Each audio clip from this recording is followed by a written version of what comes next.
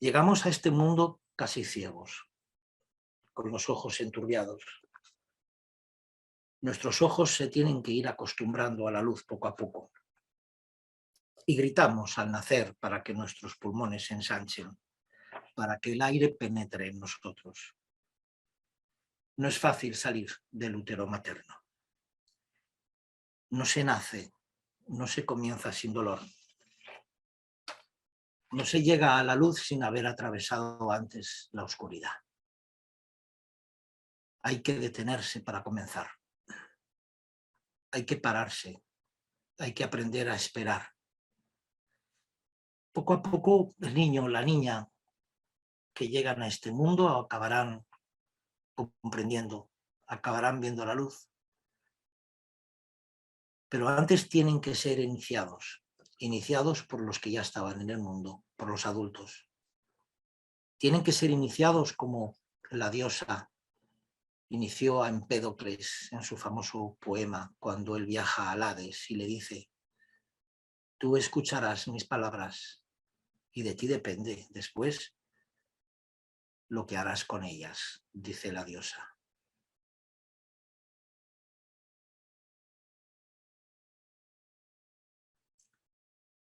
Hay que atravesar algún desierto, hay que atravesar continentes, quedarnos sin luz y habitar las sombras. Pero démonos cuenta, solo en la noche y en determinadas noches podemos apreciar el brillo de las luciérnagas. Podemos apreciarlas si estamos atentos. La atención, como dijo la filósofa Simone Weil, es tal vez el único objetivo interesante de la educación. La atención es un acto de amor. No es sensiblería, no es algo fácil, es en realidad difícil, muy difícil, quizá dificilísimo.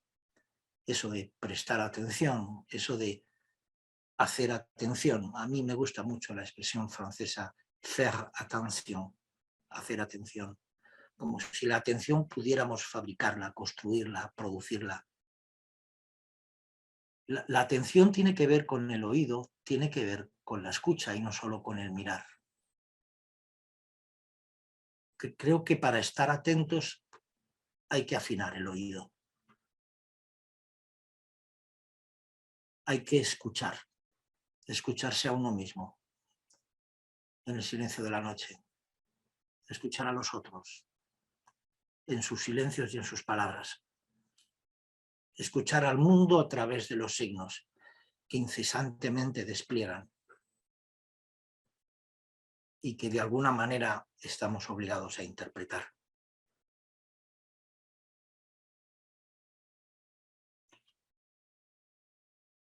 Quizá al comienzo también es una especie de miedo que atenaza, una especie de puerta que parece cerrada, porque es nuestro pavor, nuestro miedo quien la mantiene así. Y es ese gesto repentino, un empujón que abre la puerta cerrada de nuestro miedo y que sin siquiera haberlo pensado nos empuja a decir: vente conmigo, comencemos algo juntos, a pesar del miedo, a pensar de nuestras antiguas derrotas, a pesar de. Y comenzar cuando es ese a pesar de el que nos empuja hacia adelante.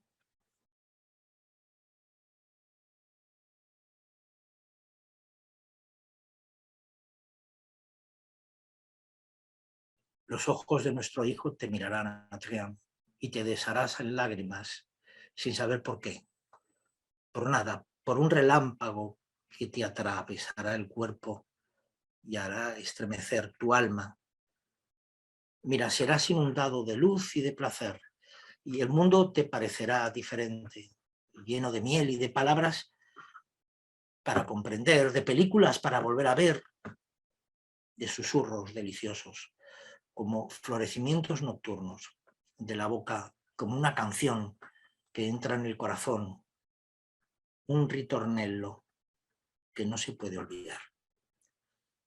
todo habrá cambiado a tu alrededor, porque habrá un ser nuevo en el mundo y él será de ti y de mí, de esa bizarra mezcla de Adrián y Milena. Este hijo no debe aterrorizarte, le dice, se parecerá a ti y habrás de ser acariciado, pues ningún aeropuerto podrá llevarte tan lejos como él. Serás conquistado y vencido, te arrodillarás ante él prosternado, preparado para el crimen, la cobardía, la traición, dispuesto a todas las excomuniones para que ninguno de sus cabellos pueda ser tocado, arrancado, torcido, calcinado, un ser nuevo, billones de algoritmos inscritos en el vientre del mundo frente a él, frente a la guerra lejana, subyacente, larvada.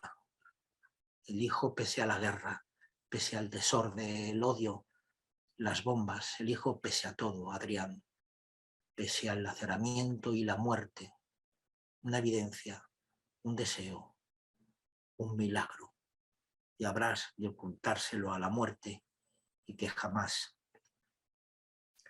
pueda conocer su rostro, su mirada o la forma de su boca.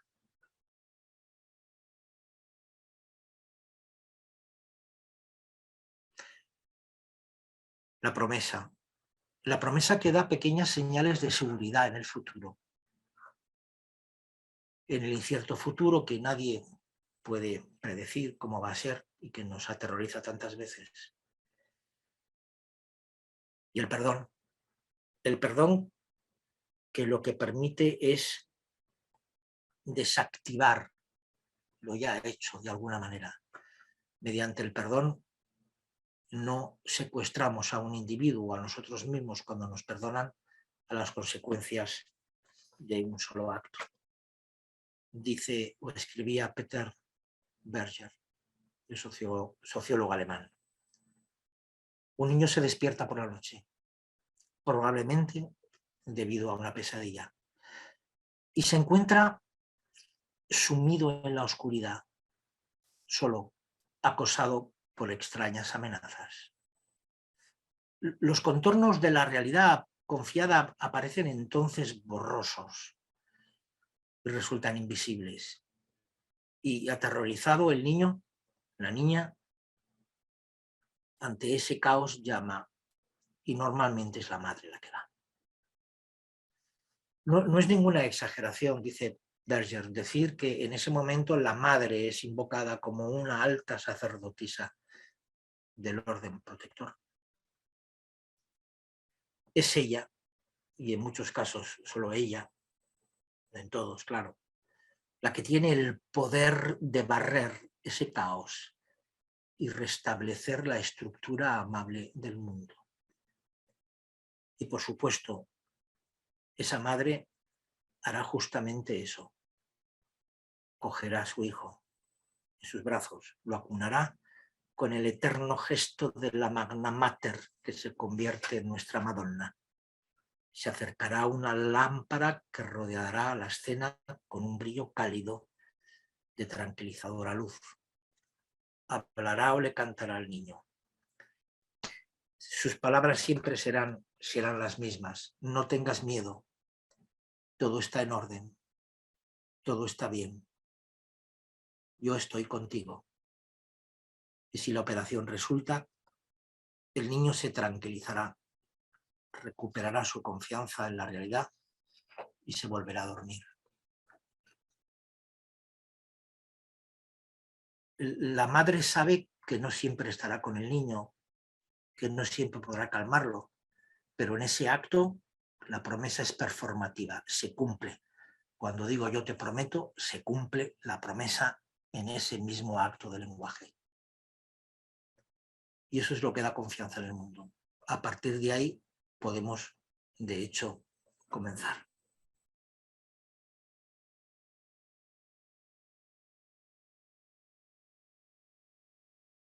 Hannah Arendt yo creo que creía en estas cosas. De hecho, ella, cuando habla de la educación, dice que la educación es ese punto en el que decidimos si amamos al mundo lo bastante como para asumir una responsabilidad con él. Y así salvarlo de la ruina que, de no ser por la renovación, de no ser por la llegada de los nuevos y los jóvenes, sería del todo inevitable. También mediante la educación, decía, decidimos si amamos lo suficiente a nuestros hijos, lo bastante como para no arrojarlos de nuestro mundo y librarlos a sus propios recursos y a sus propias batallas, sin quitarles de las manos la oportunidad de emprender algo nuevo, algo que nosotros no imaginamos, lo bastante, en fin, como para prepararlos con tiempo para la tarea de renovar un mundo común. Un mundo común.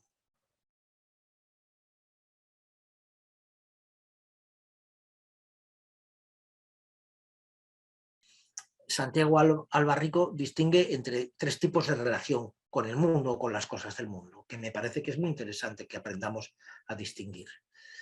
Están, dice él, las cosas del comer, están en segundo lugar las cosas del usar, las cosas de usar, y están las cosas de mirar o las maravillas, dice Santiago Albarrico. Las cosas del comer, fijémonos en un mundo como el nuestro, donde hay gente que no come nunca y que tiene hambre porque jamás come, junto a otros que también tienen hambre porque nunca paran de comer. Y lo que el capitalismo agresivo y bestial que hoy recorre el mundo produce esos dos tipos de hambres, la de quienes jamás comen y la de quienes nunca se sacian. Luego están las cosas de usar. Nuestras manos producimos cosas, martillos, productos, todo tipo de cosas, pero constantemente renovadas, constantemente, incesantemente cambiadas, de tal manera que no damos tiempo para que las cosas tengan su memoria. Luego están las cosas de mirar, las cosas que valen por sí mismas, las cosas que no están al servicio de ninguna utilidad, las cosas que se colocan en medio entre los seres humanos en ese mundo común para ser miradas, admiradas, contempladas y que valen por sí mismas. Si antiguamente, decía Santiago Albarrico en su ensayo, las tres maneras de relacionarnos con las cosas del mundo estaban nítidamente separadas, ahora están completamente confundidas, unidas. No hay manera de separarlas, pero hasta el punto de que ya no hay cosas que puedan ser miradas si no son útiles. Si no son útiles. De las cosas inútiles decimos que son bellas, dice Santiago, o quizá feas porque sirven para producir un mundo bello o feo. Un mundo que se coloca en medio de los hombres, como antes decía, en un espacio público que al mismo tiempo nos une y nos separa. Por eso en los campos de concentración y en otros espacios heterotópicos actuales no hay mundo, no hay intimidad, solo hay masa. Cuando todo tiene que ver con nuestra hambre insaciable y siempre insatisfecha, cuando todo y solo tiene que ver con lo útil, pero no con lo que valiendo por sí mismo convoca nuestra atención y la posibilidad de una mirada amorosa, entonces se deshace el mundo y el amor se deshace y nos olvidamos que amar es cuidar. ¿Para qué sirve el amor? ¿Para qué sirven los niños? Podríamos decir, con una frase de otro texto de Santiago Albarrico, leer con niños. ¿Para qué sirven los niños?, le pregunta Gorka a su hija de 3 años. Y Blanca responde, sin un solo instante de vacilación, para cuidarlos. El amor se mide en espaldas, pechos y mejillas. Está encarnado y se encarniza, pues contagia barbillas, y estornuda conciencias, rescata clavículas con un hilo de voz y enhebra nombres con un hilo de saliva, transporta incendios e imágenes en una cadena de cuerpos. Había una vez un ladrido que buscaba un perro para hacerse oír. Había una vez un reuma que buscaba una cadera para hacerse sentir.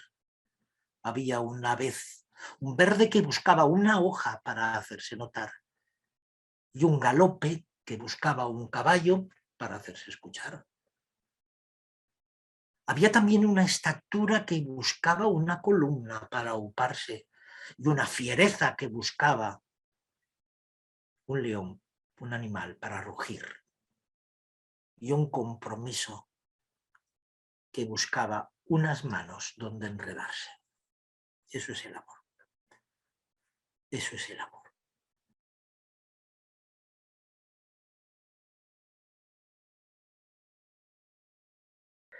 Hoy lo nuevo tiene que ver con las novedades, con las actualidades, tiene que ver con lo que permanentemente cambia, con lo que permanentemente se transforma y muta. A eso lo llamamos innovación. Hay un momento en que por cambiar tanto las cosas de la realidad ya no va a haber nada que mirar en la realidad. La realidad tiene que ser, y yo creo que es, Jorge, mi amigo Jorge La Rosa lo dice muy bonito, la realidad nunca es lo que debe ser, es lo que ya es, de hecho. Y lo que hay que hacer es derramar la mirada en la realidad, como derramamos la mirada en la persona que amamos o en el amigo, ¿no? O en el cuadro que vemos, en la obra de arte, o derramamos el oído en la música que escuchamos, ¿verdad? Yo creo que a lo mejor lo que podemos hacer es no negar las cosas del mundo, pero si tenemos que ver estas cosas que son aparentemente superfluas, yo qué sé, lo que podemos es ir allí a estudiarlas. Nadie niega que podemos llevar a nuestros chicos a un centro comercial, pero no para consumir, sino para estudiar lo que allí pasa. Para estudiar lo que allí pasa. Y a lo mejor es cambiar la actitud. Ir a esos lugares, que son lugares de consumo, para romper con la lógica identitaria de nuestros chicos, a los que estamos convirtiendo simplemente en ciudadanos consumistas.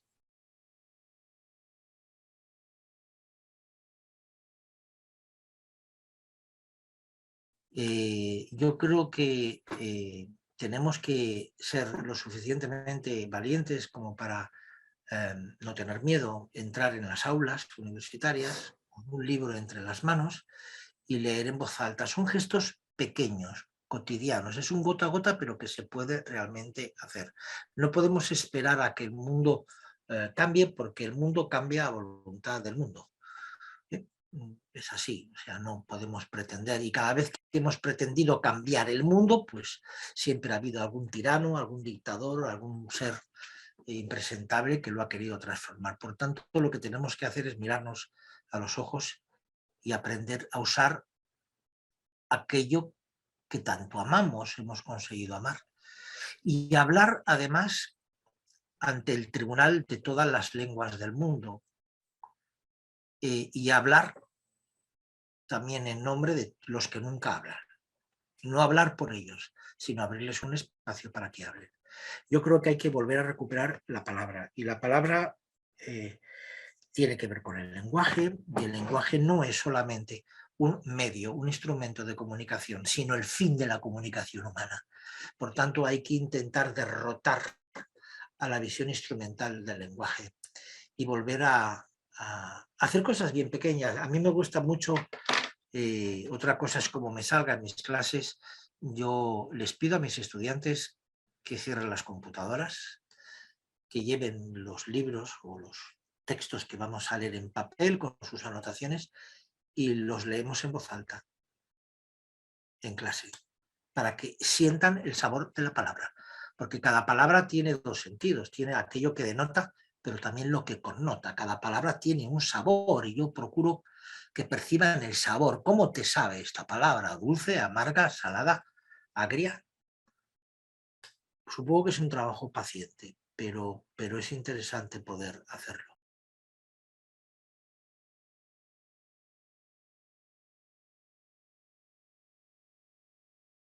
Jacques Derrida hablaba del penser aveugle, pensar a ciegas. Bueno, pues yo creo que eso perfectamente cabe en esta pregunta tuya, Sofía. ¿Cómo osar comenzar?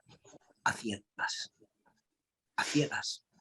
¿Quién tiene miedo? Dice una canción de mi amigo Dani. ¿Quién tiene miedo? Pues claro que tenemos miedo, pero es que ser valiente no significa no tener miedo, es seguir caminando con todo el miedo puesto, ¿no? O sea, no anda cagadito por la vida, pero vamos haciendo. Hay veces que uno no tiene fuerzas, claro, obviamente. Esto, insisto, que quiero evitar un efecto en mis palabras que pueda tener sensiblero o cosas que no tienen, no camino por ahí, pero es que es así, o sea, es que es muy difícil, joder, es que es muy difícil, es que es perfectamente comprensible que la gente en algún momento tome la decisión y dice, no puedo asumir. A veces eso esconde un gesto de enorme responsabilidad, ¿no? Claro, no tengamos hijos como quien compra perritos, ¿no? Que luego abandona por ahí, no, es que no podemos hacer eso, ¿no? Pero el comienzo es algo que se hace diariamente y a veces el paso es tan corto que uno se cae tantas veces que uno no tiene la sensación de que avanza. Porque el comienzo también tiene que ver con la repetición. Proust decía en Busca del tiempo perdido, viene a decir algo así como que siempre repetimos los amores del pasado y siempre estamos aprendiendo a despedirnos y preparándonos para la despedida. Es que es así, es que es la repetición, es el gesto de Penélope esperando a Ulises en Ítaca, haciendo y deshaciendo la tela, es un gesto de amor acojonante, ¿no? Es un gesto de amor increíble porque lo que está haciendo es hacer la tela para su suegro Laertes, ¿no?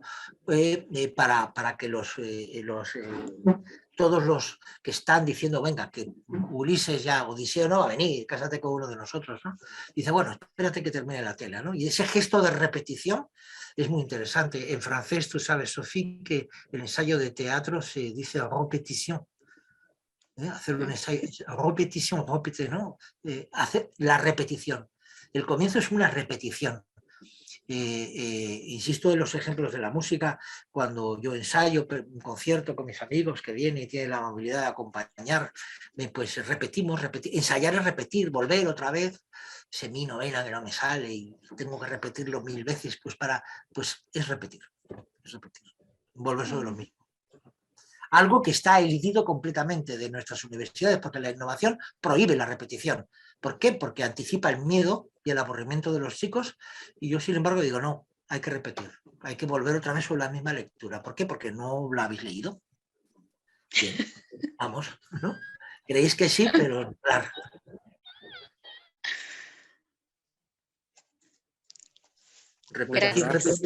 Repetir, repetir hasta volverte diferente.